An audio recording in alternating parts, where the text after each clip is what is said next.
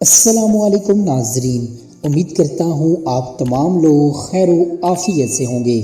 ہمارا آج کا واقعہ اصحاب کہف کا واقعہ ہے۔ اصحاب کہف کے معنی غار والے کے ہیں۔ یہ چند بچے مومن نوجوان بچوں کا قصہ ہے جن کو قرآن پاک میں سورہ کہف میں بیان کیا گیا ہے۔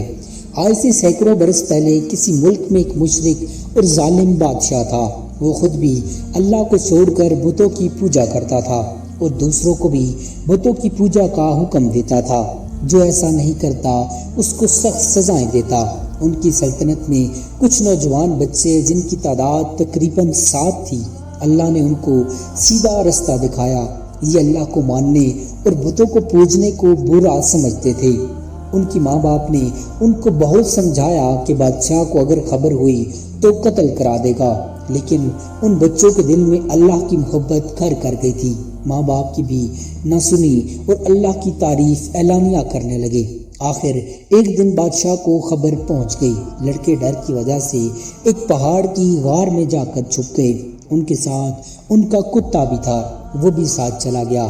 جب کوئی شخص اللہ کا ہو جاتا ہے تو اللہ بھی اس کی مدد کرتا ہے۔ جب یہ غار میں پہنچے تو اللہ تعالیٰ نے ان کو سلا دیا اور کتا غار کے منہ پر بیٹھ گیا، اس کو بھی اللہ تعالیٰ نے سلا دیا۔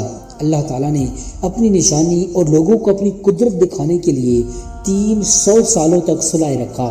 اس عرصے میں پتہ نہیں کتنے بادشاہ ختم ہو گئے، زمانہ بدل گیا، لوگ بدل گئے۔ 300 سال بعد اللہ تعالیٰ نے ان کو تھوڑی دیر کے لیے جگایا اور ان کو ایسا معلوم ہوا کہ وہ ابھی سوئے تھے۔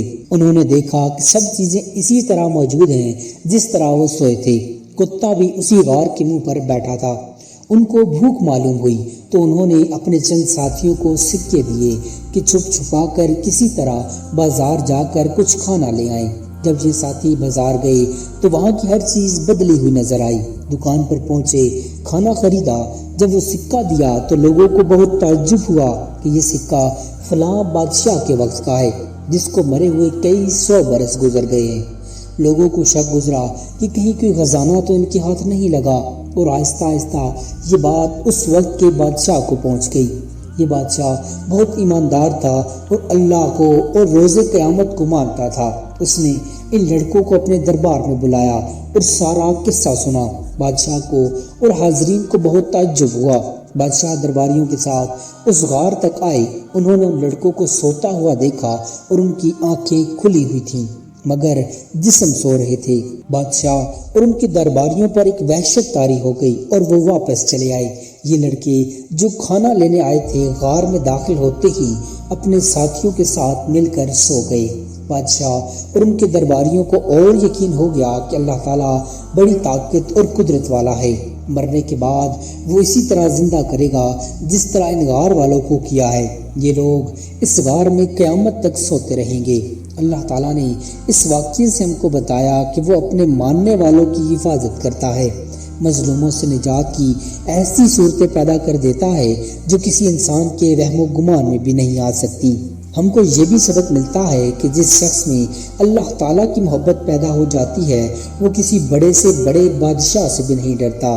تو آئیے ہم سب بھی اللہ سے محبت کریں اور یقین پیدا کریں کہ ہر کام اسی سے ہوتا ہے، اور جو کچھ ہوتا ہے اور جو کچھ ہم دنیا میں اچھا یا برا کام کریں گے قیامت کے روز ہم کو اس کا صلہ ضرور ملے گا۔ امید کرتا ہوں آپ کو ہماری آج کی ویڈیو پسند آئی ہوگی۔ مزید ایسی انفارمیٹیو ویڈیوز دیکھنے کے لیے چینل کو سبسکرائب کر لیجیے۔ جزاک اللہ خیرہ۔